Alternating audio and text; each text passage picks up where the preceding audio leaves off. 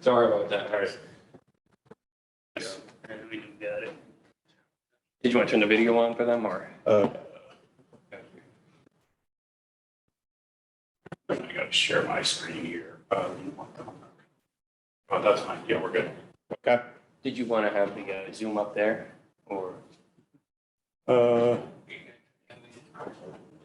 there and then I should.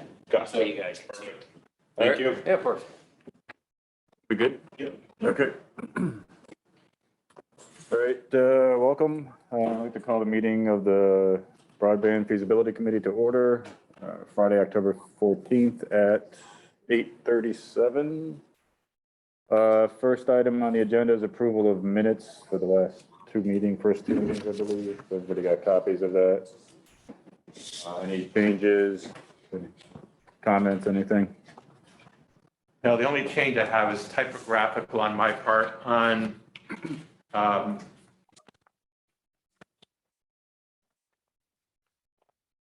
minutes of the 30th and October 11th. In the heading, it says minutes of the first meeting, and I didn't catch that. I was copying and pasting. It should just say minutes of the meeting of the East Haddam Broadband Feasibility Committee. Okay. I'll make a motion to approve the minutes from September 23rd as written. Second. All in favor? Aye. I'll make a motion to approve the minutes of September 30th with the change of the first line of the first meeting. Second. All those in favor? Aye. Aye. And the same for October 11th. That change. All right. Second. All those in favor for the October 11th? Aye. All right, thank you. Being nobody from the public, I'll skip the public comment. Why don't we get into the key strategic considerations meeting with Entry Point? You guys want to take it away? Good morning. What time is it there? I don't know. My clock doesn't work till 7 a.m. So I'm not sure. We're good. All right. I need to be host. This is Jeff. Okay. You guys should be able to share your screen. Okay. Excellent. All right.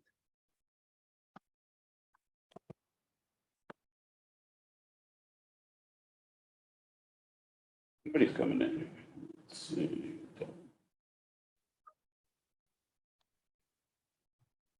Okay. You see that? Yep. Mhm. And on the slideshow mode. Technology's working for us.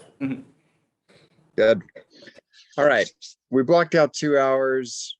We are going to work really hard. I mean, if you have a lot of questions and comments, it could go 2 hours, but I don't think it'll go more than, it'll be somewhere between an hour and a half, is my guess. I have a hard stop at 10:30. So We've tried to consolidate. Less is more usually, and we'll try to follow that. So, we don't want to drag it out, but we want you to ask questions. And if we're talking Greek, we want you to say less jargon, talk in normal language. When you think about strategy's really about the future. And none of us are great at seeing the future clearly. But strategies, trying to put the puzzle pieces together and say, based on what we know today, are we going to accept a future that looks exactly like the past, or are we going to try and change the future? I think we all are aware that the NASA successfully moved the trajectory of that boulder out in space, and that's a little bit like that's what strategy is. You're trying to move the future.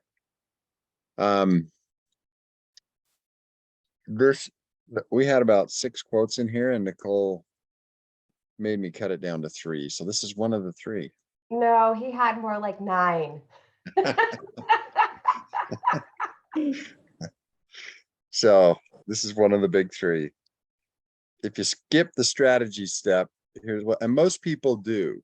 When most of the feasibility studies we've looked at, they skip the they kind of hand wave at it, but they really skip the strategy step because strategy's hard. It's hard to look into the future. Skip the strategy step. Here's what happens. You have a great idea. You work really hard, but eventually not on the right things. You'll try to measure. You'll see imperfect results. You'll feel lost. You'll regain your confidence.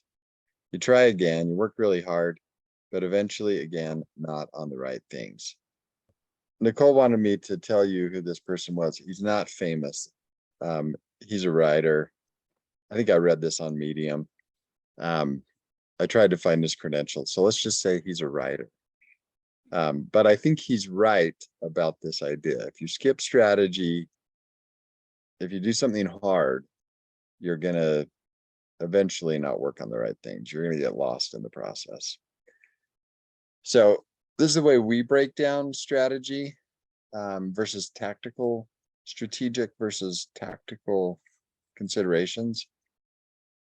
Tactical is focused on immediate needs, short-term goals, implementing a vision. It's the implementation of strategy.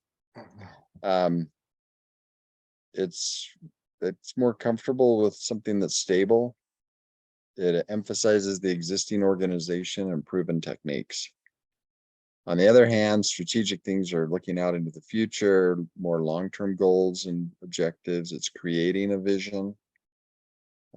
It's trying to change the future, focused on the external environment rather than the existing organization, and usually involves innovation and creativity.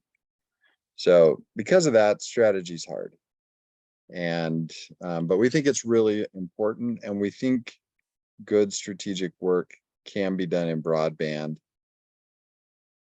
If you don't do strategy, we think the future is going to look a lot like today. It's going to look a lot like the past.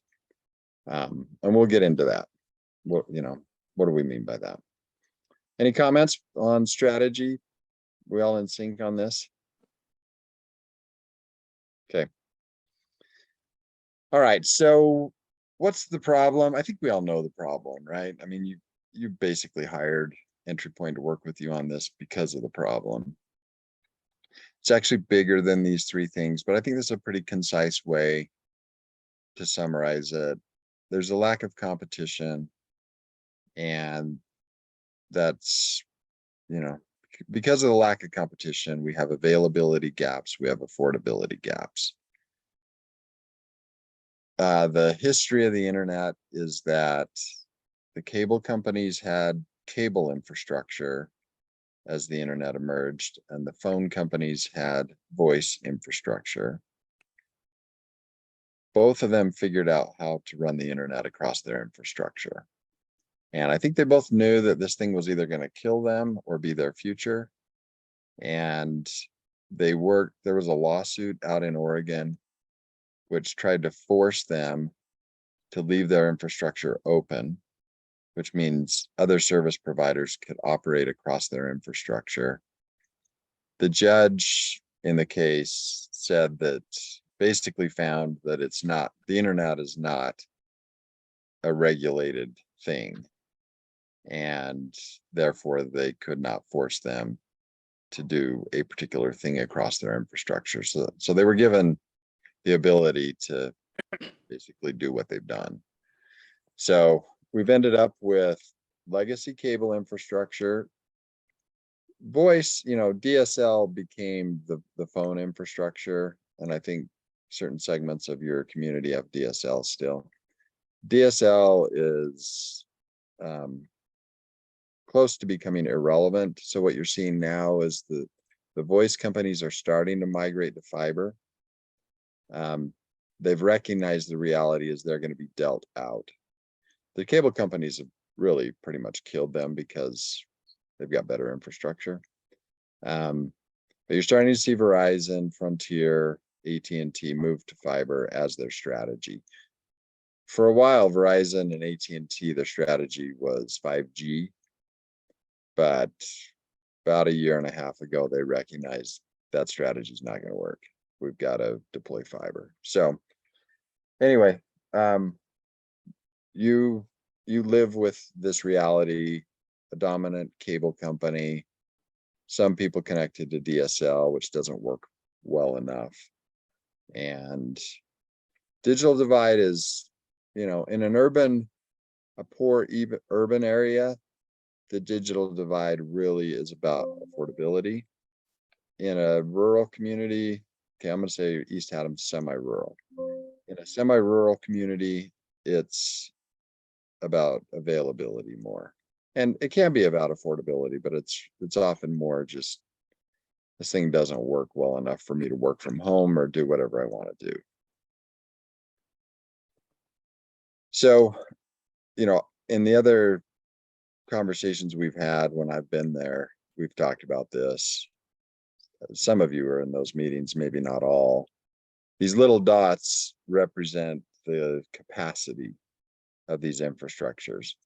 So cable has a bigger dot than DSL, and therefore they've got the dominant position. I think we'll get into this on another slide, but 83 million people in the country captive to their cable provider, which means they don't have another good option. And then we've got fiber, and this is understating the case. This is not overstating the case, meaning we're showing fiber at a capacity of 25 million megabits per second. They've actually done demonstrations at 150 million megabits per second. Cable is betting that they're going to be able to keep squeezing enough juice out of their pipe to continue their dominant position. But they're under assault everywhere in the country. I mean, there's fiber deployment happening across the country. And I think for the first time in history, they're nervous. They're nervous that their market's about to change, and it is. And I would not make the bet they're betting. I would have jumped to fiber. I think that's a massive proposition for them because they've had this cable infrastructure in the ground for a long time or in the air. But anyway, fiber, one strategic decision is for you is, are we going to actively change our future, or are we going to is it Frontier that's your phone company? You're not Verizon. Oh, yeah. Comcast is the cable, Xfinity. Yeah, I knew Comcast was the cable. So you're either going to let Comcast continue to have, the level of control it has in its, and that, that can be a strategic decision. We've decided to do nothing. Eventually Frontier probably will build fiber. Frontier's active in the bigger Connecticut cities, talking to the cities about building fiber. And they would eventually get to East Haddam, but East Haddam's not going to be its. Are you seeing any of that from Frontier? You seeing any movement in that direction? No, not in our town, no. Okay. Yeah. I mean, they're going to move from dense urban centers out, and eventually it may become a priority. So anyway, any comments on this? Questions on fiber versus these other media? We're good? Okay. We're strongly in the camp that fiber is going to win because of its capacity. And we've seen it play out with cable. Cable won because of their capacity, not because these are, more virtuous companies or they have better logos. They won because their pipe's bigger. Amount of data used. So there's a couple of different things you need to think about. One is bandwidth. And then for their overall system, how much data can they push through to an end user, to a customer? Historically, data consumption has been doubling every 3 years since the advent of the internet. And so if we play this out from 2018 to 2021, you can see that we're in 2027, we're moving into terabits of data. And you go out 30 years and you're at 440 terabits of data. We're skeptical that they're they're going to keep up with that curve. We think they've got a pretty significant problem around 2030. But they got smart people working for them, so you know they're still holding on to their cable's going to take us into the future.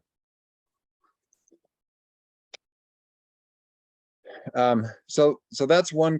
You know, I'm going to do a separator here. That's one strategic consideration for you is, do we want to actively bring fiber into our community? And if we do, what does that look like? The alternative is going to be, let's just let Comcast continue to do its thing and hope that eventually Frontier or some other overbuilder will bring fiber into our community, and we'll just, you know, we'll take it as it happens. The next strategic consideration is, are we at the point where this is essential infrastructure? Today, it's being treated like an amenity, and the dominant players want to keep it that way. So another way to think about this is, should this digital infrastructure, this internet broadband infrastructure, be treated like a utility?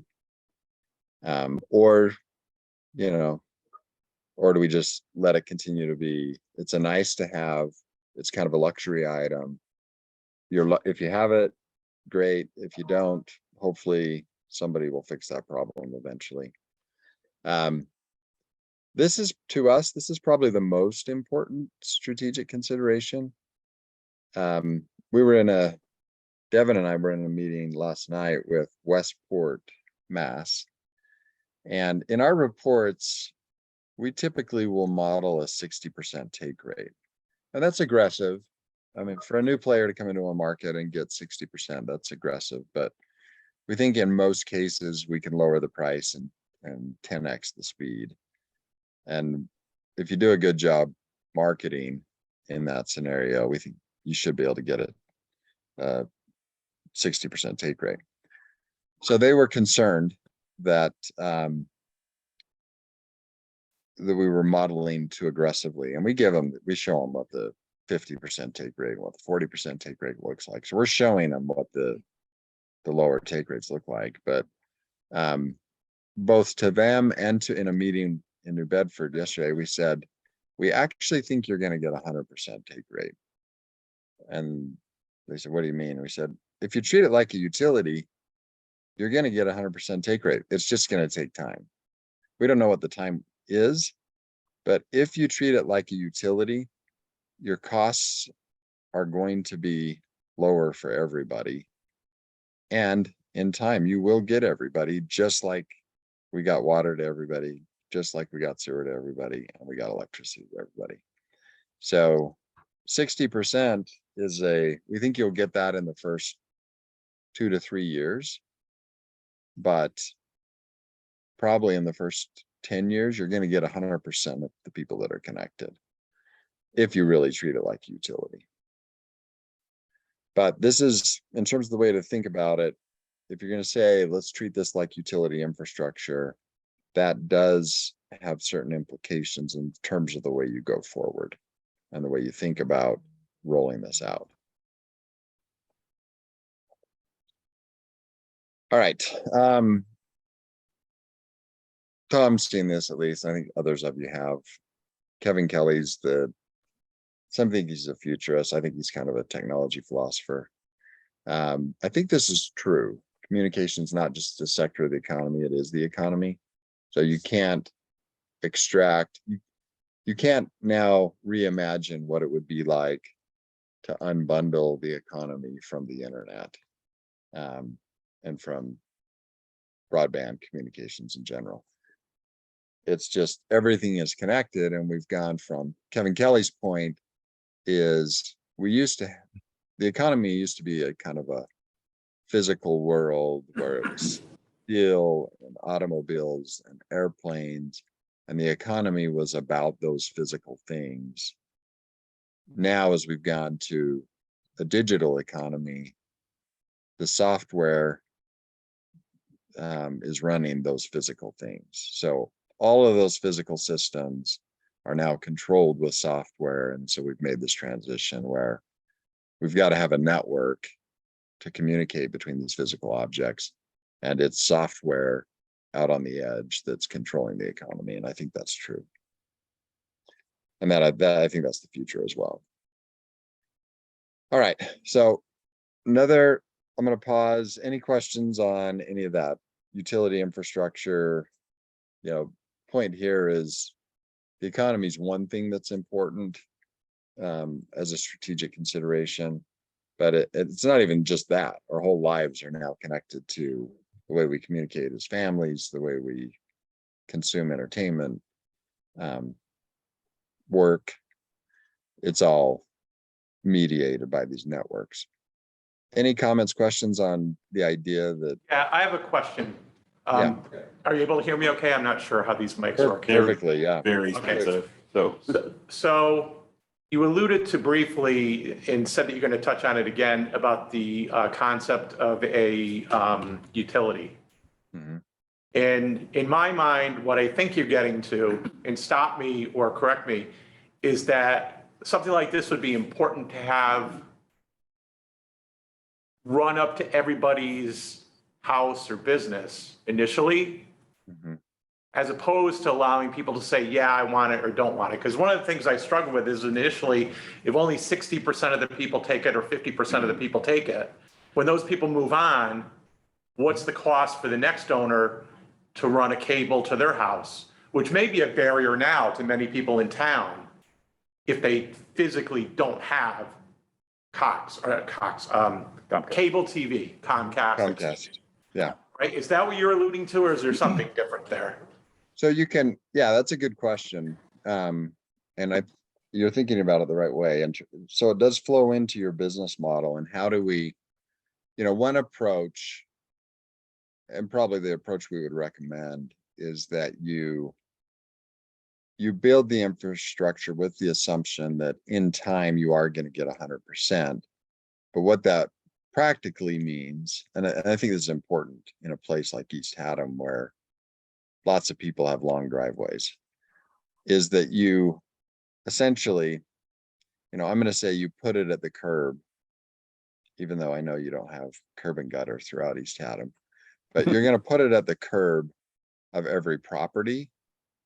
And then you're going to allow people to opt in voluntarily.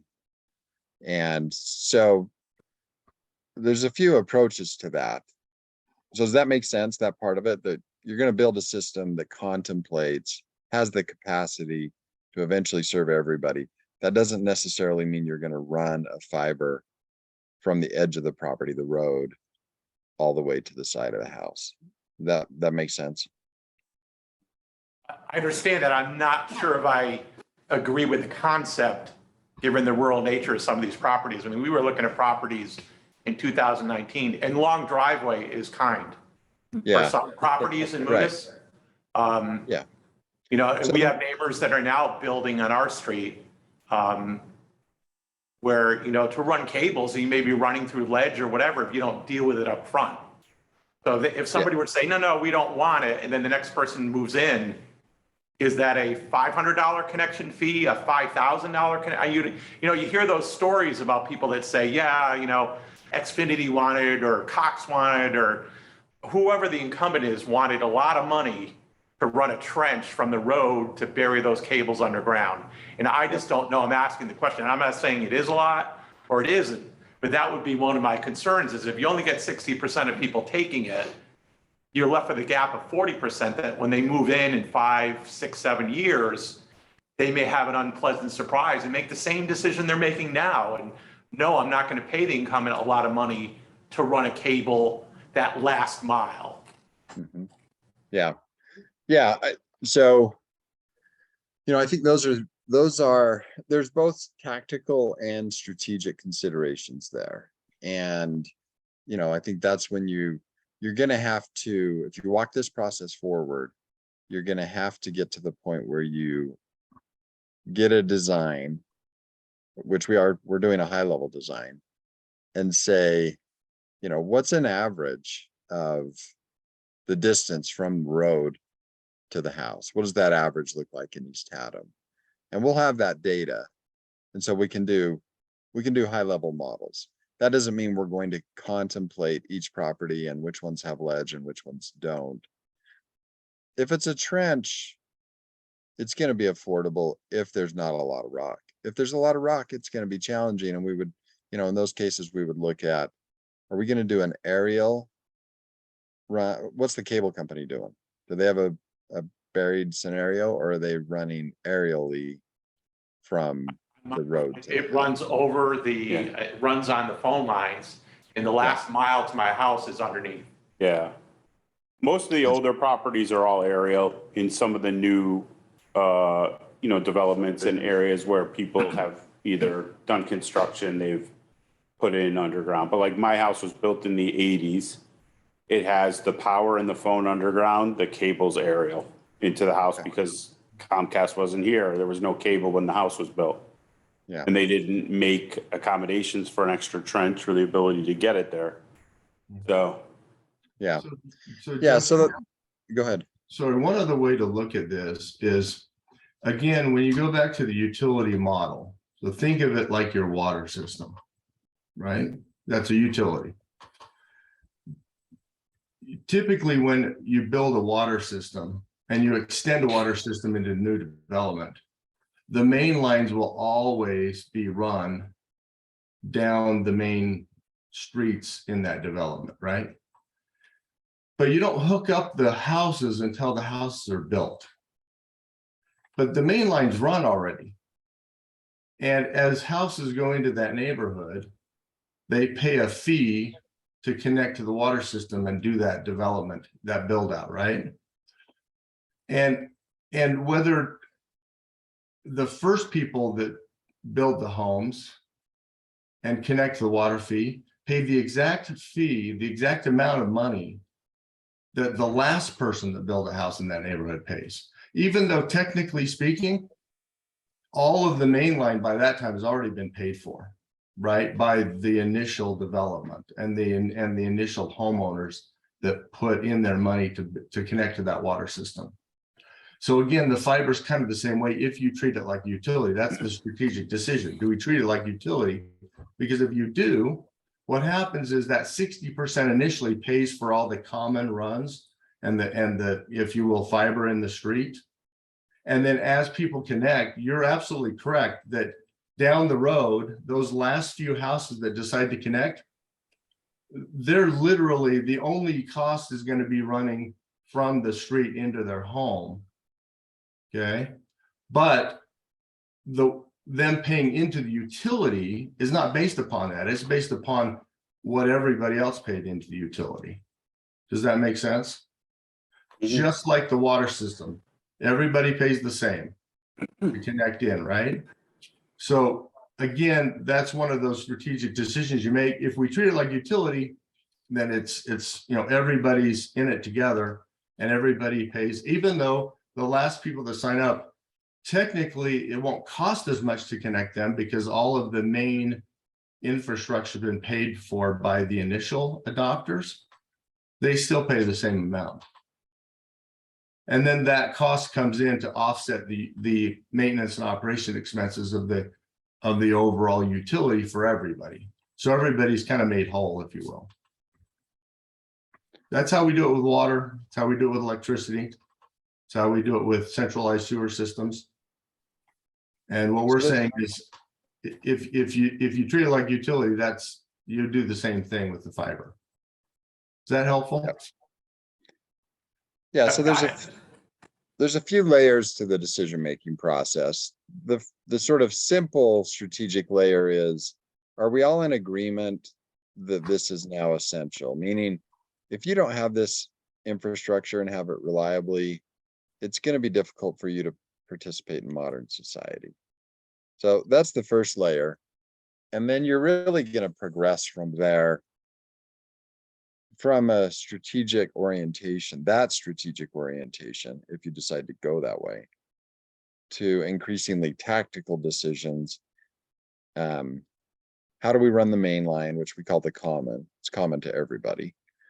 And then Are we gonna get it to every driveway and have a splice point at every property? And then from there, is it gonna be aerial? Is it gonna be buried? And then how are we gonna allocate those? We call that the drop from the edge of the property to the side of the home. We call that the drop. Are people gonna pay for their drop based on how long that run is? Or are we gonna average that and have everybody pay the same? Those are tactical decisions that are downstream that are important, but it's really an implementation decision and what makes sense in East Haddam. So is it aerial or is it buried? Or do people have the choice based on whether they have rock or not, ledge? There's no way that doesn't And then- have rock. So anyway, but I think you're thinking about the problems right. And we want you to start with strategy and then work your way forward on the tactical issues. Comments, questions on any of that? Okay. But we think it's the most important decision because it's going to set you in a particular direction. The alternative is you continue with kind of an amenity orientation, which, that could just be, we're going to build this thing. And if you opt in initially, good for you. If you don't, how are we going to deal with that going forward? All right, this transition, it gets to reliability. These next 3 slides are about network reliability. The first reliability decision is fiber. Fiber is a lot more reliable than everything else. And there's good data. That's sort of settled law. I mean, everybody who knows anything about this knows that fiber is more reliable. And then so if you want to really juice reliability, go to fiber. And part of that is just speed covers a lot of problems. If you can just have a lot of capacity, then it's going to cover up. People are just not going to notice reliability issues as much. And then from there, if you get fiber, the next decision is, are you going to build a shared network or a dedicated network? Shared means X number of neighbors share a node and they affect each other in terms of reliability. Your cable network, on a cable network, they'll have a node that up to 200 neighbors are sharing that node. And so people really will notice an impact when people come home from work at certain times of day. If people are streaming video, people will notice there's an effect on the speed and throughput of the network. Some fiber networks are designed, a lot are, as shared networks. There's this technology called PON, and there's different variations of it, GPON. I think they're moving to X something GPON or XPON. PON is a shared architecture. And then the alternative, and what's happening is all of these homes are coming into a splitter, and then they converge, and then they go back to the network central office. The alternative is a switched network where everybody has a dedicated connection coming into a switch, and switches are designed to handle traffic. And I don't think there's really a debate about this. If you go to a data center, you're not going to see a PON architecture. You're not going to see,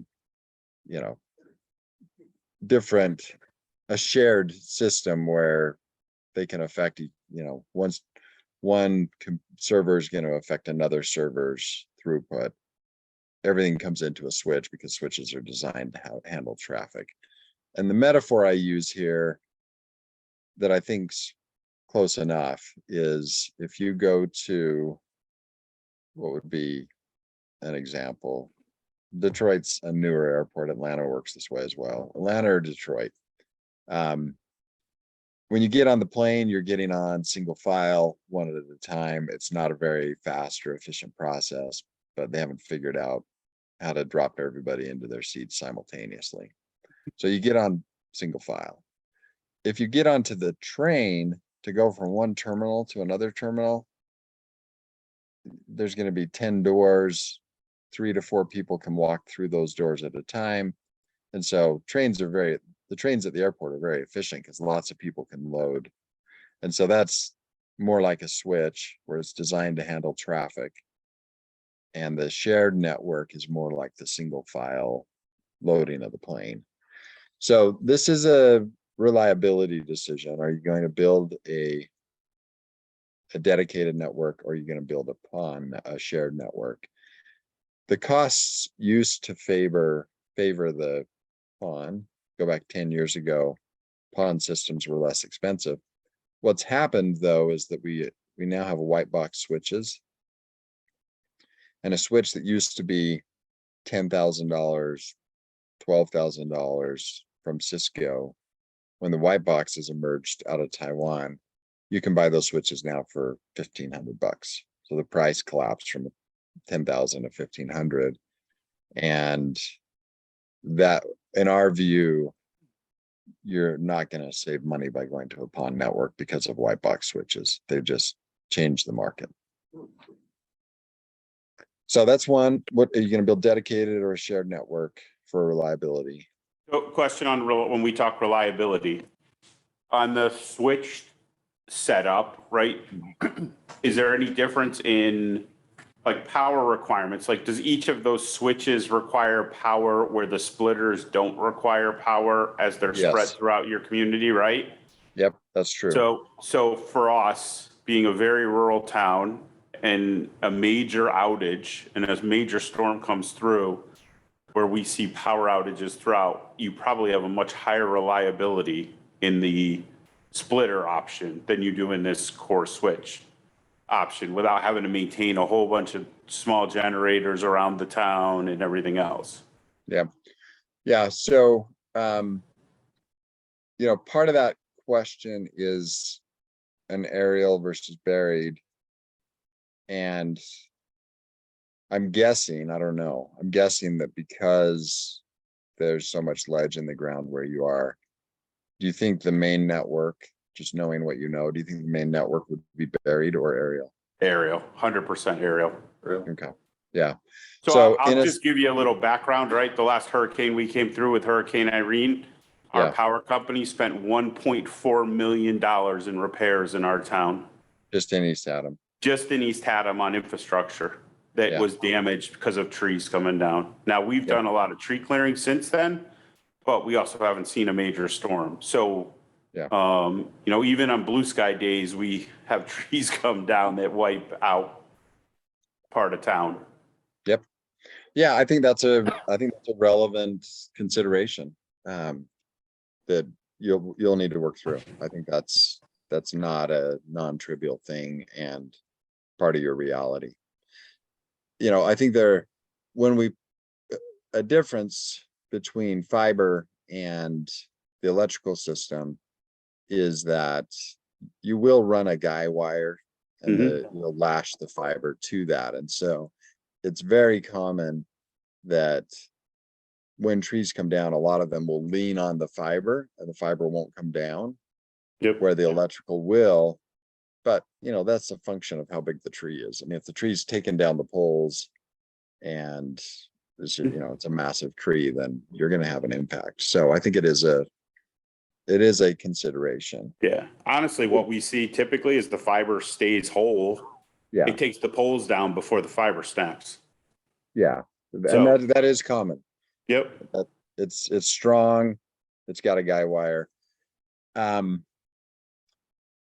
Those major storms, the electrical, I mean, you're going to have huts, and our modeling, our design is going to contemplate that, meaning how many of these aggregation points would have in a town the size of East Haddam, meaning how many generators are you going to have out there supporting the fiber system? the active versus passive, I don't think it's going to become, it's not as big a deal as the fact that you may have mainline fiber come down. That's not as, that's the bigger issue, I would say, in your reality is, you have a major storm come through, you may lose some mainline fiber, and that could affect, you know, how long is it going to take to get that back up? Mhm.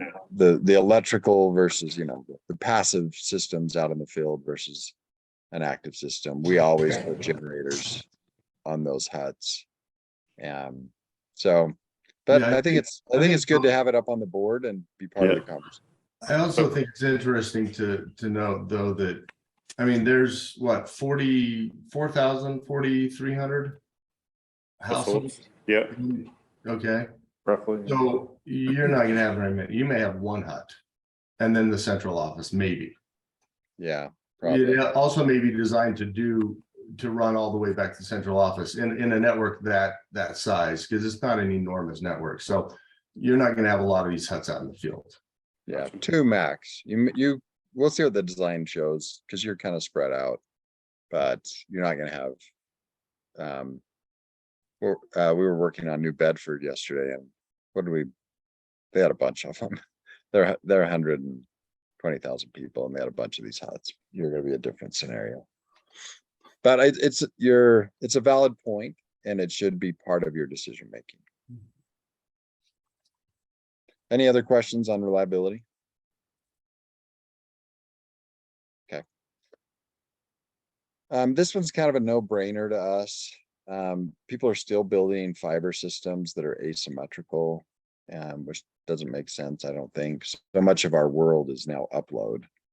So you just think about it, you know, this conversation is both upload and download. So if I'm pushing information to you, then, you know, that's upload going out, and then you're pulling it in, that's download.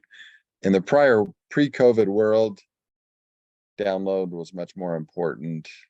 But in today's world, where a lot of people work from home and a lot of us are pushing stuff away from us, upload matters. It doesn't make sense to us to have crappy uploads, but it's another reliability decision as you go forward.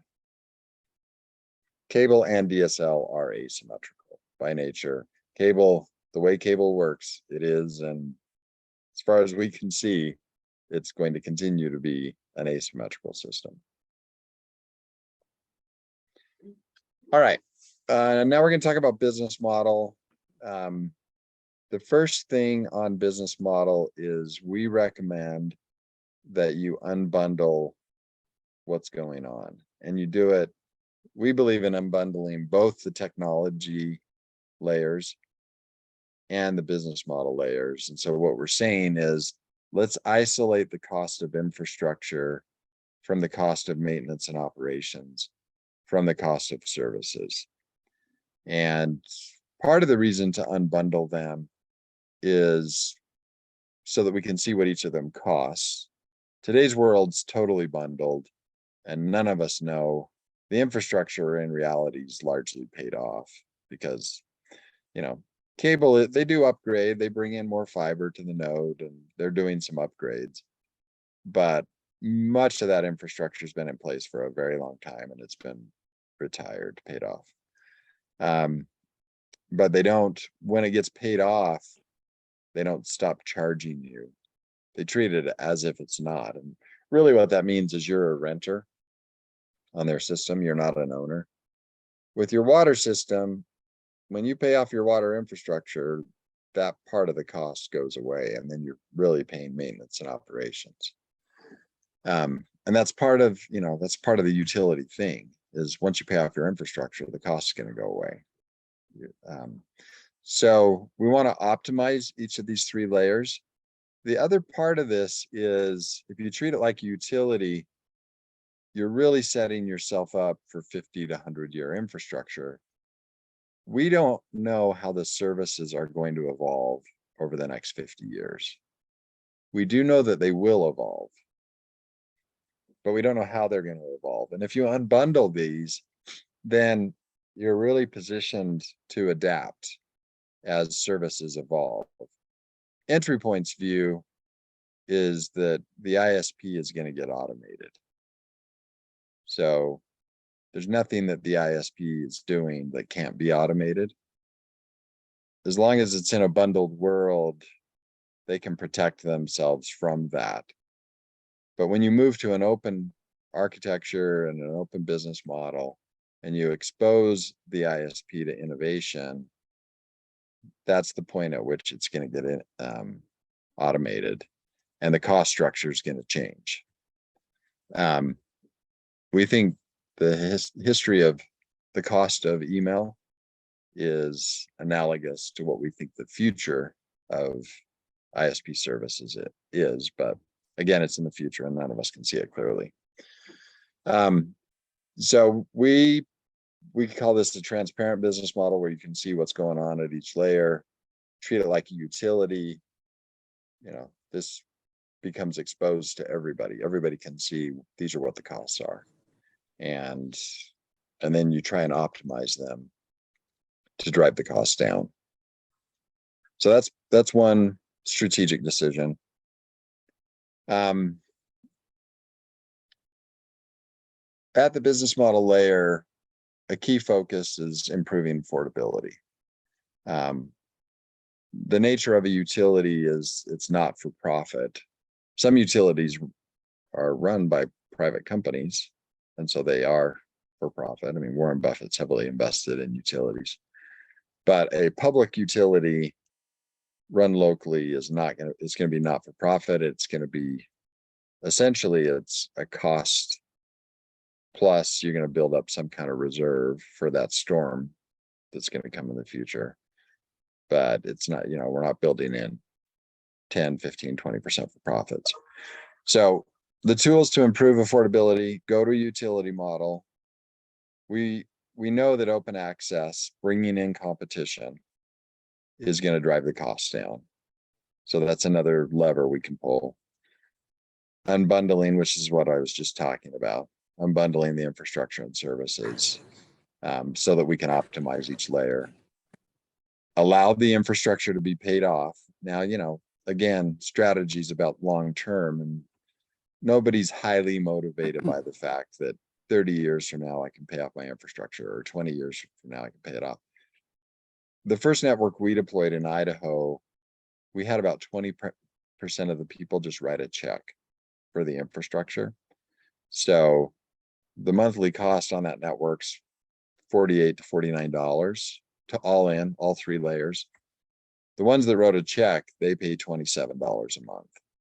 They pay $16.50 for their M&O, maintenance and operations, and they pay $10 for their ISP.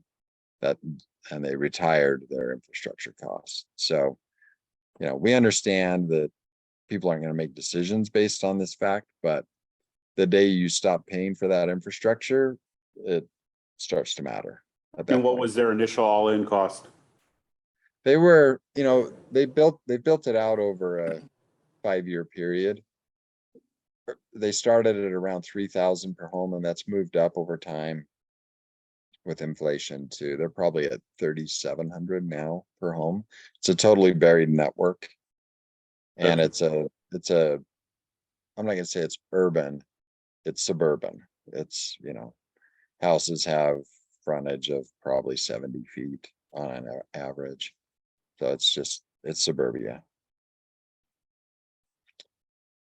And then the last is federal grants. This will be interesting for East Haddam to see. This is something that you're going to flesh out over the next probably 6 months. Is how do you qualify? I mean, you're at least semi-rural to rural, and you're probably semi-rural. So it'll be interesting to see. Do you have a guess on what percentage is DSL of East Haddam? Not a lot. Comcast cable is the majority provider. DSL, you might as well have a rock out here, or carrier pigeon. So there's not sections of East Haddam where DSL is their only option. Comcast is everywhere. Yeah. So they're gonna, Comcast is gonna argue probably successfully. The legislation, most of the money coming out next year, 65 billion total, 42 billion of it is in the BEAD grant opportunity. And really what they're funding is miles instead of people, which means they're not funding with that 42 billion, the affordability problem. They're funding one of our client with the lowest density is Valley County in Idaho. It's where McCall, Idaho, is just a ski resort town. The densities are super low because the county's huge and there's just not a lot of people per mile.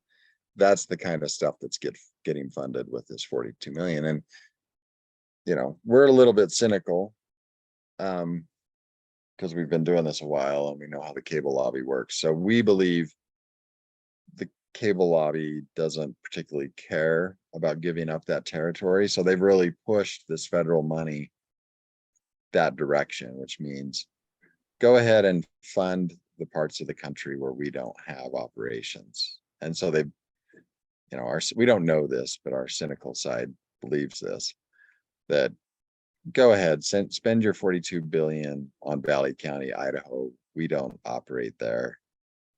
And so the problem's been framed as we've got to solve this for rural America. In reality, affordability is a bigger problem than availability. We think both problems should be solved, but this big tranche of money, we think it should go to both problems. It should be a mix of affordability and availability. Because there are people that genuinely cannot afford a $70 or $80 internet bill every month. But so I think your reality is there may be grant opportunities. We will help you look at that. But the way the legislation's been crafted and the way the rules have been written and the way it's getting implemented is they really are funding the most rural parts of the country that are not very well served.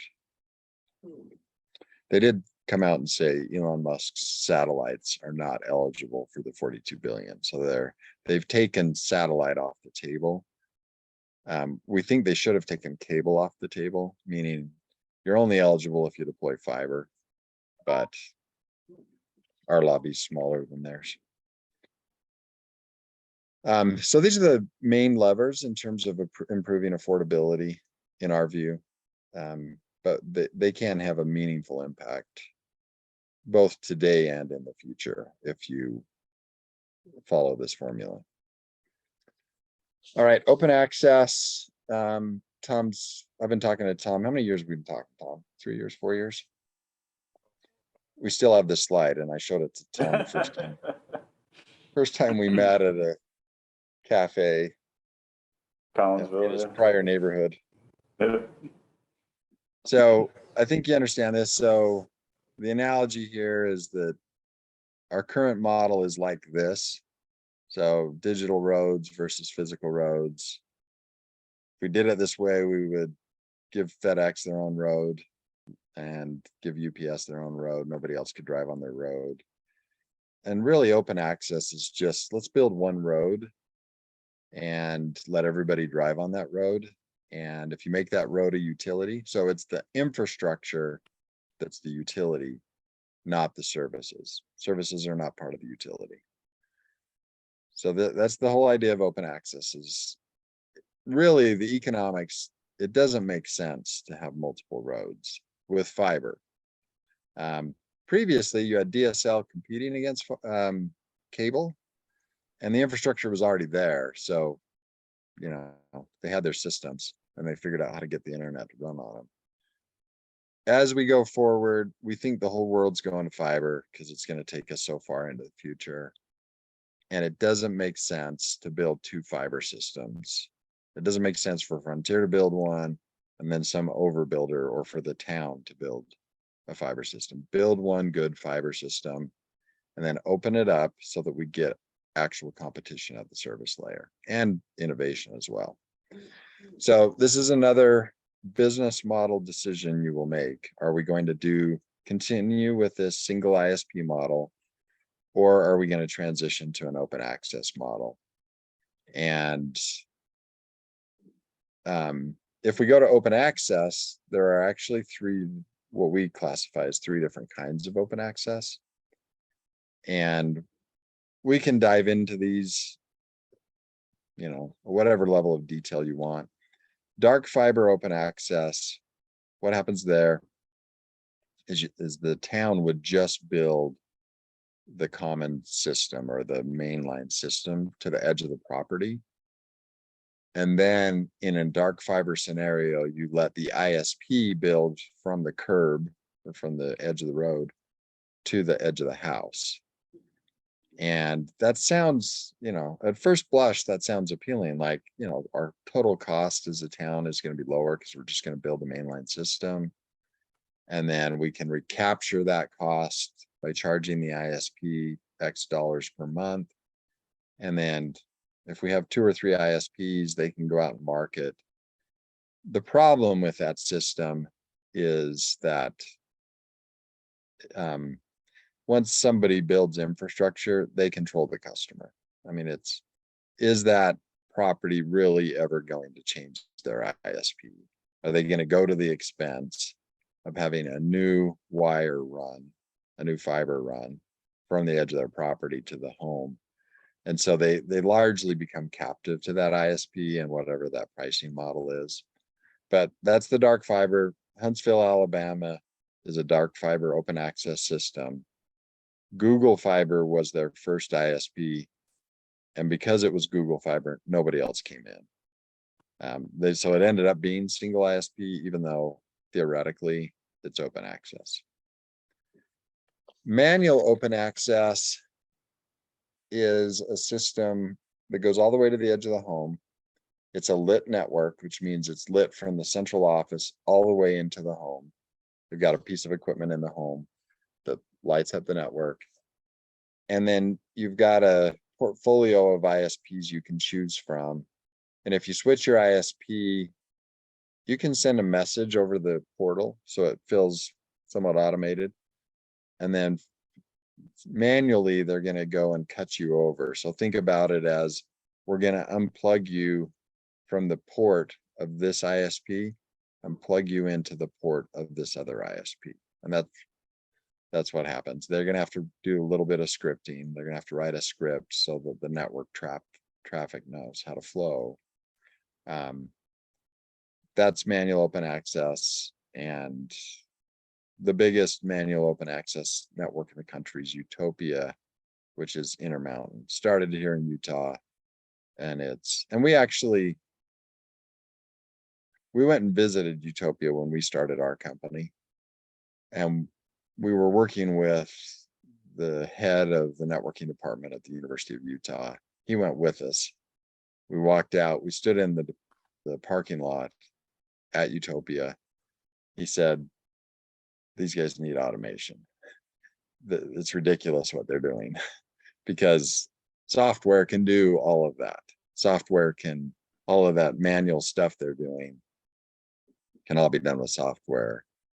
It's sort of retro, back to the past. So automated open access is software does all of the provisioning. So if a user says, I want to switch from this ISP to that ISP, they hit go and software makes the change, not humans. And within 30 to 60 seconds, you've got your ISP and no human had to get involved. So it just happens real time. So those are the differences. Does that make sense at a basic level? Mhm. Okay. All right. So those are the business model considerations we want to put in front of you. The next is to talk about what's next for the internet. And we know that it's going to evolve because systems evolve. And as we look down into the future, how is it going to evolve? Well, we don't know, but the National Science Foundation thinks that this infrastructure is all going to change via software-defined networking. And what that, all we know today is the internet. There's not even out in the public, there's not even a thought that there is something else other than the internet as we know it today. I mean, it's just, it is what it is. And so you've got Meta, Facebook, saying that the metaverse is the future. And they just released their new Oculus headset. The price went from 500 to 1,500. But for, they're betting their company basically that the future of the internet is this metaverse. And that when we do these meetings, that we're all going to be wearing these Oculus headsets. It will appear as if we're all in the same room. When teams collaborate, they've got a demo of building a skateboard. 2 of the people are in the same room. 2 of them are virtual, but it appears to them that they're all sitting around the same table, working on the design and the construction of the skateboard. So, that's one version of the future. From a networking point of view, what we subscribe to is that we're going to virtualize the network. And so what that means is that we're going to go from this, all we're doing across the fiber is the internet via an ISP. So an ISP basically gives us an on-ramp to the internet. Our view is that we're going to virtualize the network. And rather than just doing one thing across the network, we're going to do many things across the network, and it's going to be automated. And so if the town deploys fiber, you're going to be able to give people a dedicated local network that's just public safety. And once you get network effects, meaning once this is deployed at scale, then a lot of other things are going to happen. For example, the hospital, rather than communicating across the internet over the top, they're going to just virtualize a telemedicine connection, and they'll have a dedicated local network off internet for telemedicine. Education will be the same. So that's our view. Our view is consistent. It was really born out of work that was happening at the National Science Foundation, where they're basically describing it that way. Today's internet will run in just one slice across the infrastructure, with many other novel services populating other slices. So we think from a networking point of view, that's the future, but time will tell. Any questions on this, what it is or what this means? Okay.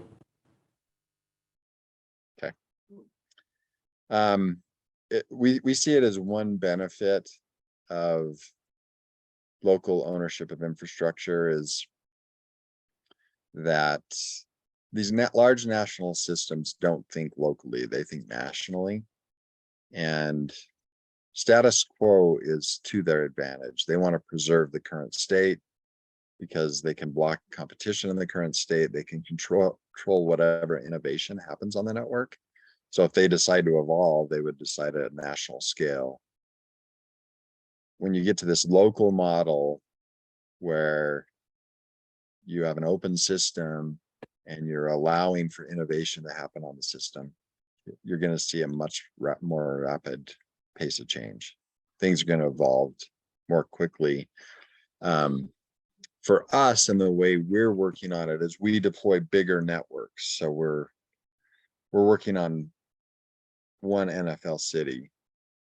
That's going to be significant because it's going to give us a laboratory that's 700,000 people.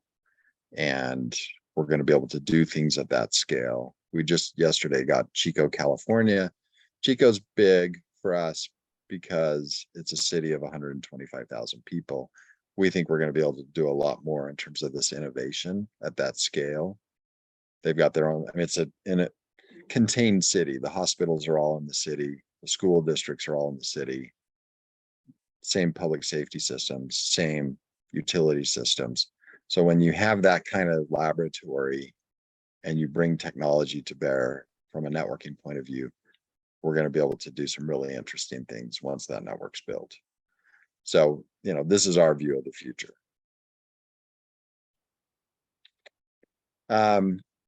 You may all know this, you may not, but the way the internet works today, when I talk about local versus internet, the way it works today is if you send an email 3 blocks away, it doesn't go there, it goes to an internet exchange point. And so in the case of the network we built in Idaho, they could go out to Portland, it could go out to Seattle, it could go down to Salt Lake City or Boise, and then it routes back to that destination that's 2 or 3 blocks away. So it's really analogous to the postal system, except you don't have a main post office in every town. You've got to go out to a major urban center. So, if you send a letter to the person across the street, it doesn't go there. It goes out to the post office and then comes back to that person. That's the way the internet works. When we get to this local networking capability, what's going to happen is that, see if I jump to the next slide here.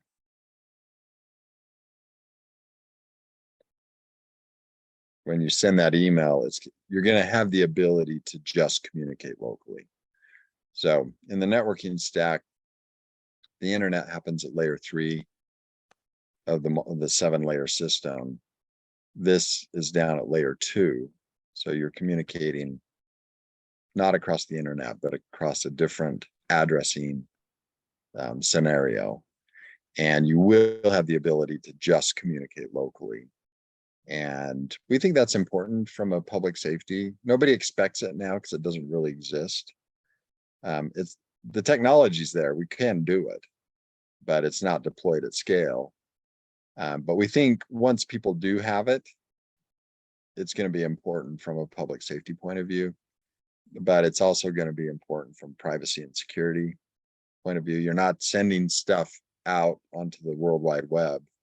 You're going to have the ability to control local communications if it matters from a privacy and security point of view. So that's one of the advantages of, planning for this future, building in the possibility of doing this. So again, looking at where we're evolving, you look at where we've gone from a hardware point of view, we've gone from mainframes to now mobile, where we have more compute power in our little hand device than they had in mainframes going back to the 50s, 60s, 70s. Hardware's evolving towards Kevin Kelly calls it the mesh. Some people call it the immersive world that we're going into. It's true both on the software side and the hardware side that we're going towards this mesh or immersive scenario. And really what that means is that everything we want to communicate with will be connected to the network. What we're going to have is fiber coming into a home or a business. And then we all know that a lot of it from there is happening across a wireless network. That's going to continue. But we're increasingly going to connect devices that we want to communicate with. So for my sprinkler system last year, I put in an intelligent controller on my sprinkler system. If I wanted to turn off my system, I used to go out to the garage, run a station manually or turn off the whole system. I can't even do that on my new system. I can only communicate with it on my cell phone. But I can sit here, and if I wanted to turn on my sprinklers right now, it would take me 10 seconds, and if there's a dry spot I notice out on my lawn, I could just turn on that station across my cell phone. That is the immersive world. That's the world we're going into. We were talking about this yesterday, and Nicole, we were talking about airplanes, that if there's a mechanical issue on an airplane, they've got so many sensors on planes now that as a plane is flying from destination A to B, the ground crew will know if there's something on the plane that needs to be fixed or repaired. The ground crew will know before that plane lands, and it's not the pilot that's going to tell them, it's a sensor that's going to tell them. They're going to make sure that part's there, they're going to make sure the team's ready, and when that plane lands, they're going to go in and change that part out. That's the immersive world, or the mesh, and we're going to increasingly connect objects to the network and communicate with them via software. So Scott Schenker, who's the father of software-defined networking, and when we say software-defined networking, we mean that automated network scenario, that it's software that's doing what humans used to do. When they came out with SDN, the current, their version of SDN in 2007, Schenker was one of the two professors. One was at Stanford, one was at Berkeley.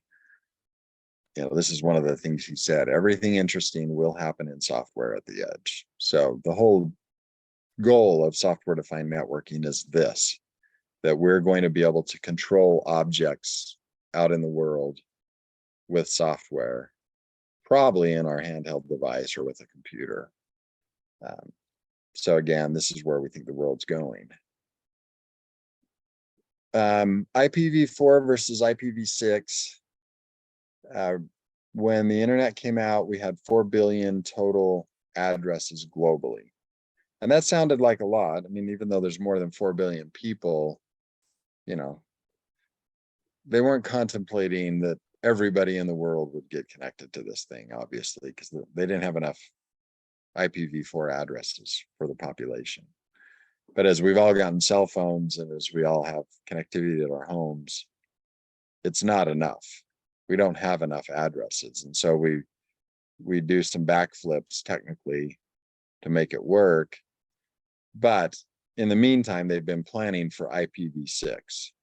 And we are now implementing solutions with IPv6. IPv6, it's not truly unlimited, but it's pretty close to unlimited. And let me illustrate that by last year, Entry Point, we're a small company, but we ordered our own block of IP addresses, IPv6 addresses for our clients. And the block we were given includes 18 quintillion IPv6 addresses. So Entry Point, this little company, has way more than the total global IPv4 address base. The way we calculated it, we could have 200,000 cities as clients, and we could give them all 1 trillion addresses.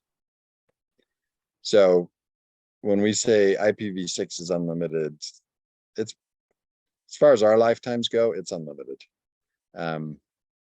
Entry Point will never consume the block of IP addresses we have. And so you think, why do we need that?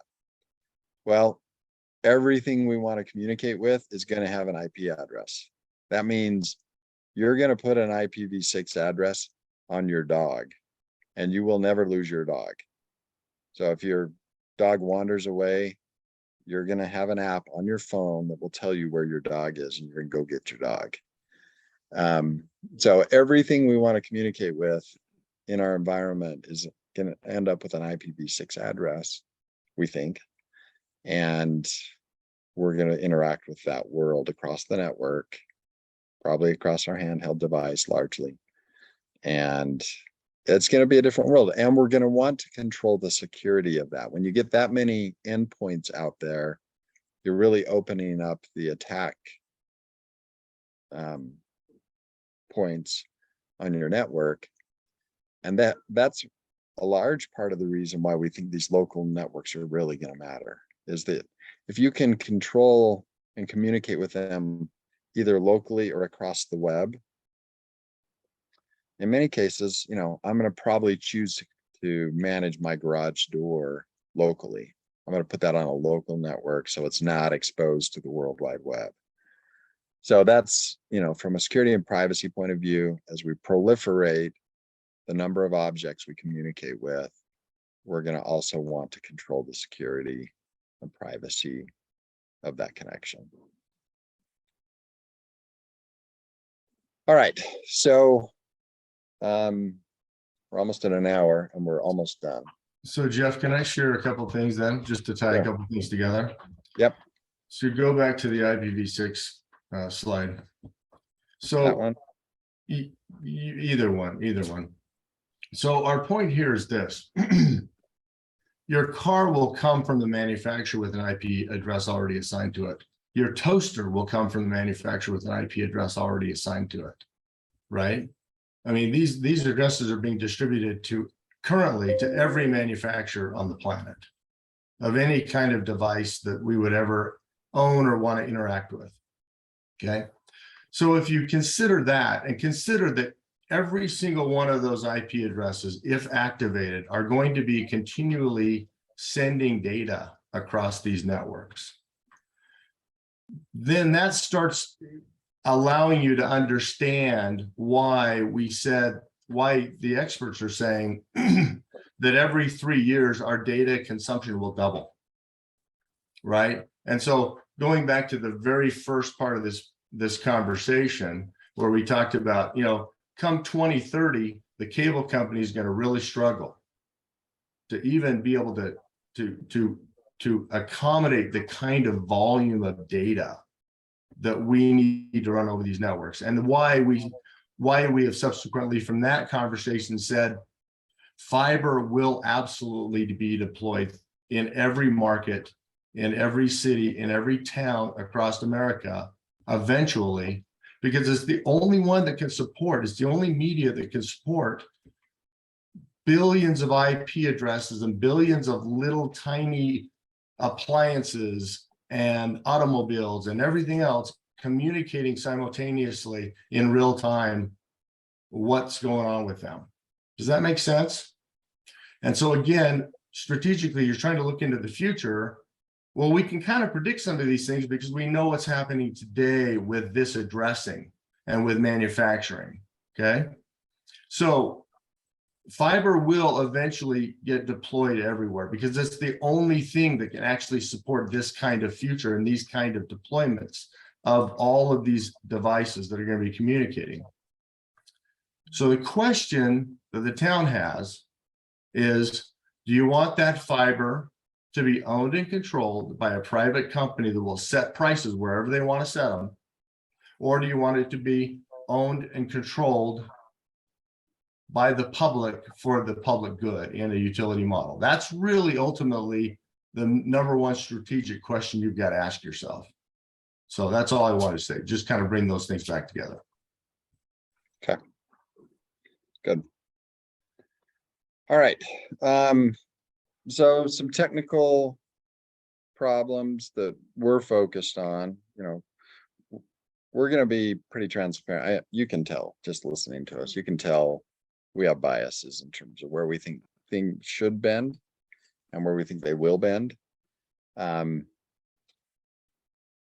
So separating the infrastructure and services, that's that unbundling we talked about, but it's got to happen both at the business model layer and it's got to happen at the technical layer. So right now, these systems are all vertically integrated and they don't view them as separate and distinct system. It's just one thing.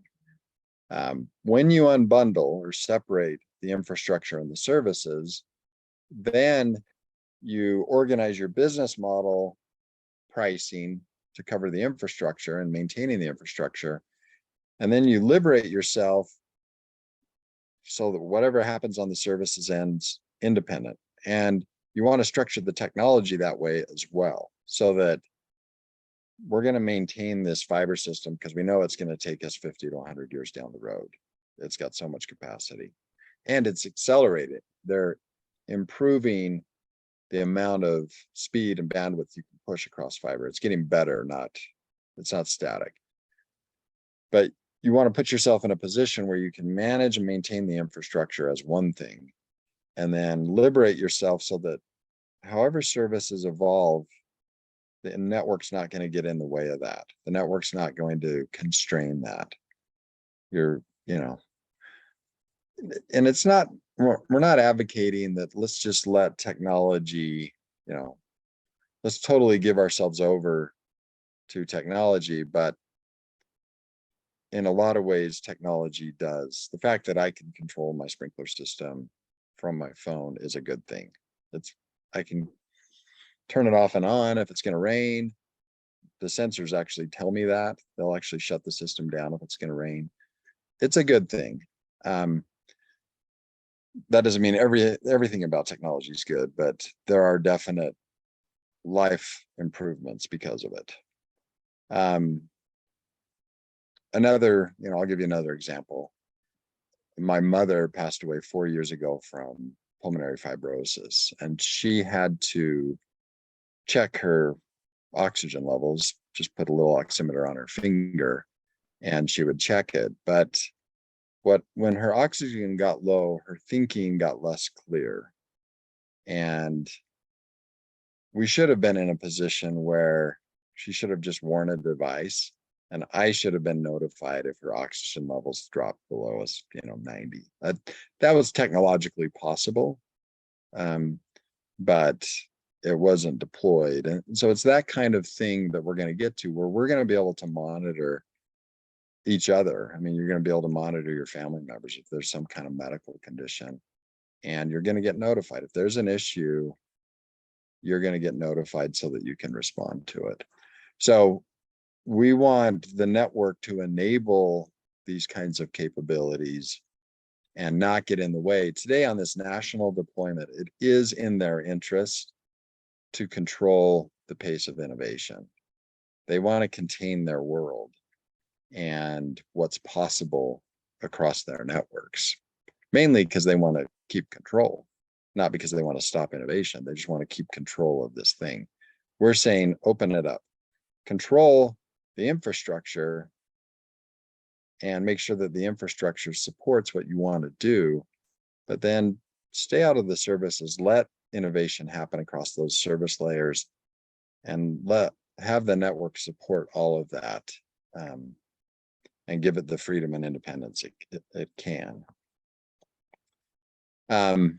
So we want to enable automated orchestration between the stakeholders. The stakeholders are the subscriber, the service provider, and the network operator. So somebody's operating the network, service providers are providing services, and the subscriber is on the end deciding what they want. We want the software to enable that orchestration so that you don't have to have human intervention where it's not necessary. And then make the network edge intelligent so that new services can come in and innovation can happen at that service provider layer. So these are the technical problems. We're working with you as consultants. Our consulting practice is really oriented towards helping people understand, helping cities and towns understand where we think this is bending, and then how do we organize these systems to be a 50-year system, to really evolve into the future, and to be under local control, not under sort of a national syndicate. That's it. So, questions on any of that? Comments, disagreements? Anybody? No questions here. Can you share these slides with us? You bet. Yeah, we'll do that.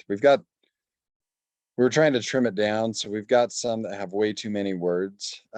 Nicole, do you want to talk about the survey, or Devin, one of you? Sure, I'll take that. So we'll not only follow up with the slides, because I know it's a lot of information that's been shared with you today, and it takes a moment to step back and digest it all. But then we'll also send you a couple of additional pieces, educational pieces, on some topics, as well as a survey. And what we'd like to do with the survey is get your kind of reaction, right, after you've had a chance to let this information settle. And the survey results will then be part of our final report that will help you navigate the direction you're going, right? We'll share with you, and it's de-identified, so no one will know how anybody else answered, but we'll give you, a general understanding of how the committee feels and the direction that you'd like to move forward in.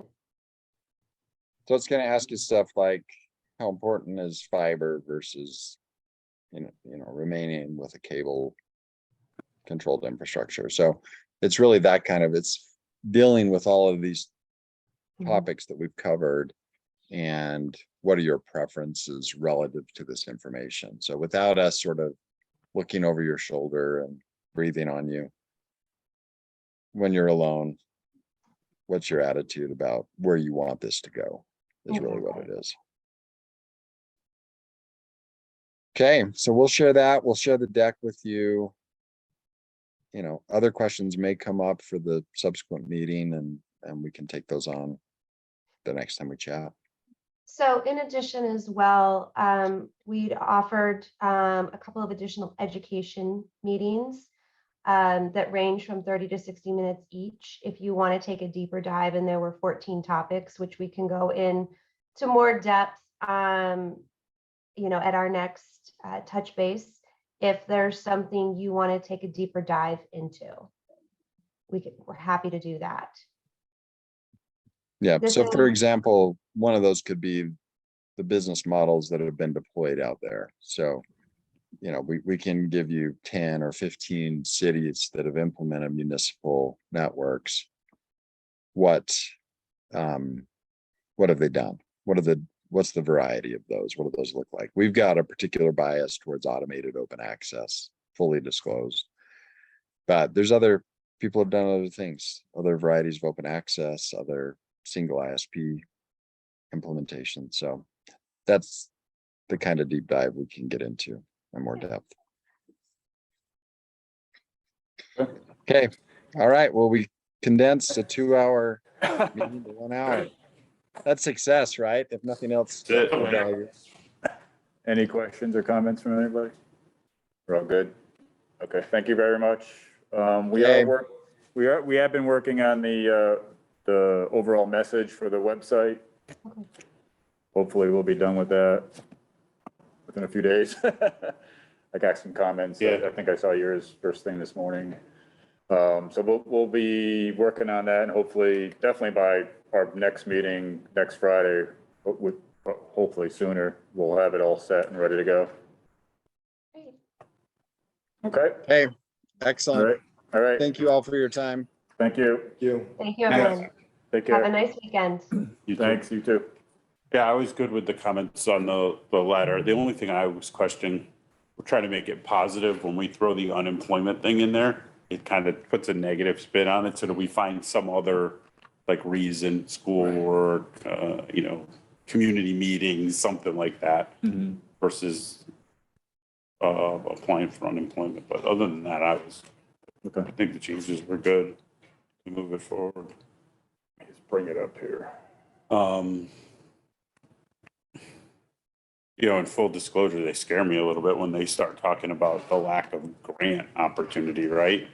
I mean, I Yeah, don't it's see gonna be- this being feasible if you don't have grant opportunities to help pay for some of this infrastructure. Well, the grant sounds like it goes both ways. Have you noticed that New Haven was in the news recently about, they undertook this study? And I haven't seen it, but it might be interesting for us to see what influenced her decision, because they decided not to do it. And it almost, from reading the newspaper, it sounds like what they said is, hey, there's so much money available now, let's let the incumbents boost up their network. Now, I don't know what that means. Does it mean they're all going to pull fiber? The thing that really scares me the most about this is the maintenance, right? We all know where we live, right? I've got the cable underground to my house, but that doesn't matter. You have one point of failure. And I see when we go into those tree down periods of time, Xfinity does have to lug out a generator for some reason to the end of my street. And I'm not, you know, we have 10 houses on Stockburger Road. So they have battery backup on every one of their switching points or their major ones, but that battery backup only lasts about 24 hours. Same thing with cell towers So, too. I mean, exactly. you notice here, like some of those providers, they go down within a day or two. AT&T lose within a day because they have an issue with generator up at Mount Parnassus, so, which we've been trying to get them to correct. So you are 100% right. Even for the Frontier, right? You'll see Frontier, they go out and drop generators around to keep up their DSL. And now that they have power on the lines, your phone doesn't even work anymore. you know, unless they put those out around town to keep it up. So it's definitely, the maintenance side is when you, like, and that's a great point, because I was gonna bring that up. They say, like, you build up a kitty for maintenance. Well, what happens tomorrow if you have a major storm come through and you don't have a kitty built up? The town's gonna own that. Which I suspect, although I don't know, could be a reason that New Haven said, you know, hey, I think it's, you know, the concept is a great idea, right? We, you know, in the pre-pandemic, let's say, the reason people would move for a town would be great schools, right? Yeah. But I went through the pandemic with 2 kids in college who largely spent their college years at my house. And we're now working through work from home. Yep. And save for the fact that a lot of big companies are gonna have to undo leases, it looks like work from home is probably gonna be here to stay. And that's gonna be like, if we have really good, solid broadband in this town, that's gonna be an attraction to say, hey, look, I don't wanna live particularly, I moved from Glastonbury, Connecticut. One of the reasons I moved out was, boy, it was a nightmare to travel in that town. They just built sections of the city up to the point of between 8 o'clock and 3 o'clock. It was, you pull your hair out. You think you're driving to New York City. You get a town like Moodus or East Haddam where, you know, you got great connections and work from home. That seems like it'd be a huge attraction. Yeah, it's definitely economic development, not only for residential, but also for business. If a small business, especially a tech business, can come into town and get high-speed fiber optic systems and set up local networks and do all that stuff, they'll look at East Haddam more than some other town that doesn't have that capability. So that's one of the reasons why, you know, we've been doing this, is to attract businesses into town with the system, and at a lower cost, which is one of the primary things, is trying to lower the cost for everybody. And that's where, you know, once they build this all out and see what the cost is and everything, that's when the decisions are gonna have to be made. Yeah. Whether, that's the biggest thing, is whether to move forward. And, you know, we'll see what the build out looks like. If we only need 2, like they said, and that's, you know, better than having to have 25 to maintain, Oh, without a doubt. switches or what, you know, all that stuff. But your infrastructure, I mean, at 58 square miles, Yeah. I know. your infrastructure is massive. Yeah. Yep. And, you know, you're gonna pay a lease fee on all the telephone poles as part of this, right? So whether it's Eversource or Frontier that owns the pole, there's a per pole lease fee. So all of that plays into those numbers as we start to look at this. And you would love to be able to go get grants to build out the infrastructure, because then you could charge a little bit more to start to build up that maintenance kitty. Yeah. But $3,000 up front scares the hell out of me. Over That's- 20 years. Yeah, I think it would be nice to know, or maybe just to say, okay, let's just pretend that this was something that was approved. And let's just use make-believe numbers, or what the best case is. You know, what's a typical resident gonna see? You know, are we gonna be asking them to pay $1,000 to connect their home? Is that all gonna be covered by grant? Because I think there's a different answer that people might have as to whether they're interested now in it. If it was like, oh, it's no cost to me, but it's maybe gonna help me resell my home down the road, that sounds good. If it's, well, it's $3,000 to me, I don't know, Xfinity's not bad. You know, I think there's you know, gonna be that kind of, But there's 2 things. You can pay off that infrastructure cost in one check, or you can do it over multiple years, 20 years or whatever. It's up to the individual homeowner what they want to do. You don't have to pay the upfront all the infrastructure cost at once. Like you said, I think in Amen, I think you said like 20, 30%. Said, okay, I'll write you a $3,000 check right now, because I have the money or whatever, and that's what I want to do to lower my cost even more. But if you don't have that money, or you don't want to, or you just do it over years, the question I have is, if you opt in and you decide to, well, let's say over 10, 20 years or whatever, pay off that $3,000. And let's say after 5 years, you have to move for whatever reason, because of work, because of whatever. What happens? I guarantee the town has a lien on your property. Yeah, that's what I'm Absolutely. thinking, yeah. That's what you'd have to do. Yeah, to make sure that that Mhm. money is recouped somehow. So either you pay it off prior to closing or it transfers over to the new, right? Over to the new owner. So, yeah, those are all things which, I mean, it may seem inconsequential, but when you go to try and finance your house, right? You have a lien on, you have to explain, all of those things play out Yep. in people's lives every day. So, Yeah, we just had to, once the business model Yep. there and the infrastructure, what's it all gonna look like and what's gonna cost, we have to figure out, then we have to make decisions whether to move forward or not. And What's the cost gonna be? I mean, if we can keep the cost down to around $60 a month, that'd be fine with me. I mean, I'm paying, with taxes and fees and everything, right now, I'm paying about $120 a month just for internet. I cut the cord. We don't have a hardline phone anymore. I'm just paying $120 a month for internet, and it, yeah, I only pay $80 a month for Comcast right now. really, Ours is 110. So, We have 500 megabit, whatever. Seems okay with, I just renegotiated with them on like a 36-month deal. And I think it's $79 a month I pay. Yeah. I own the modem, so it would be a little bit more if I didn't have their modem. So whatever that is, $8 a month or something. $14 a month. So yeah, I'd be paying 80 or 95, I guess. So the school pays over $2,000. Yeah, I know.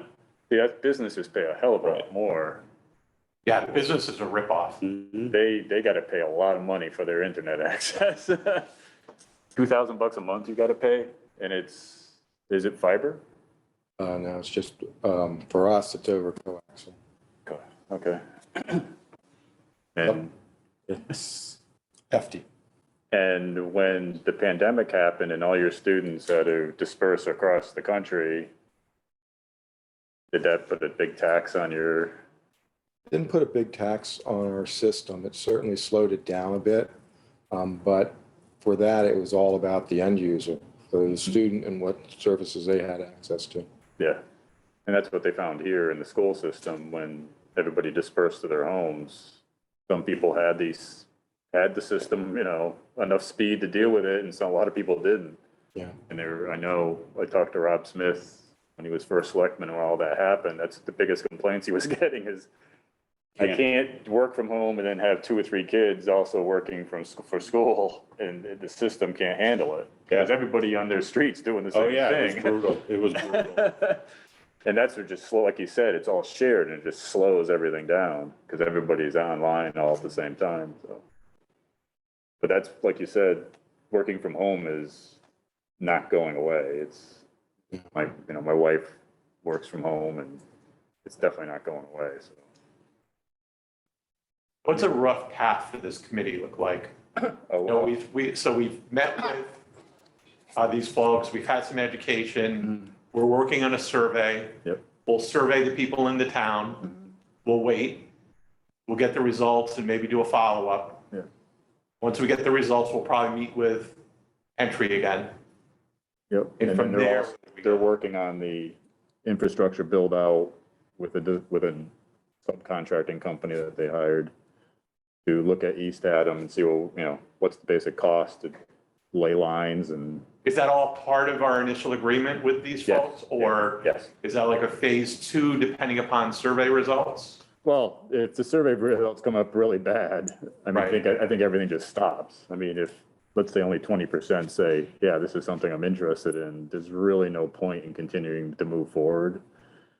In my opinion, I mean. Right, but I think part of it is for us to generate a report with our recommendations to Yes. how should we move forward. Yeah. So even if we only have 20 to 30% responding, the committee may decide that, well, we think we should move forward with this, but we don't think that this is reasonable, that sort of thing. Yeah.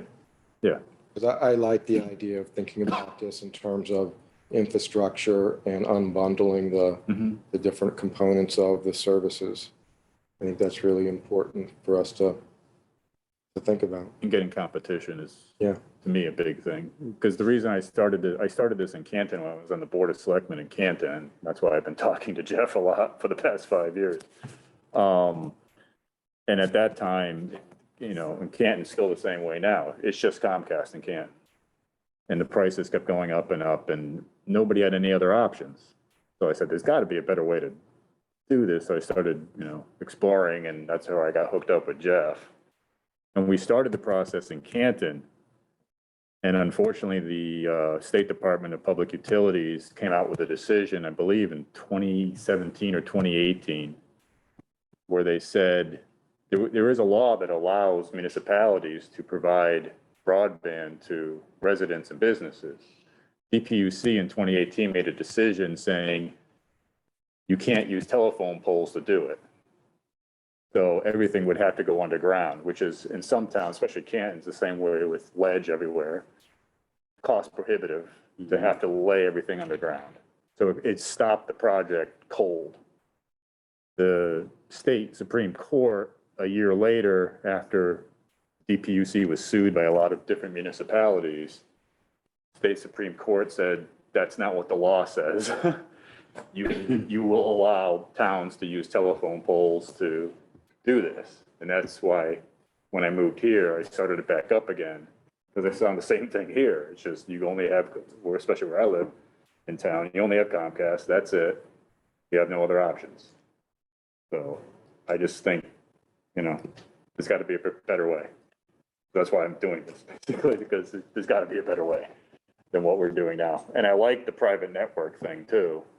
The ability of a teacher to set up her own private network with her students and not having to go over the internet to do all that work that, you know, in a classroom. And public safety, that's where I come from. Point of view, I mean, Yeah. come on now, for me to communicate and know Everbridge is getting pushed out and not getting lost. And Yeah. this is huge. Yeah. I mean, to be able to set up private networks for all the various aspects of the community, education, public safety, town highway, everything. Yeah. And use all those private networks would be amazing. I mean, we're paying large amounts of money to backhaul radio circuits and other things that can all ride on this, but in the big picture of the cost, it's not a lot of money, right?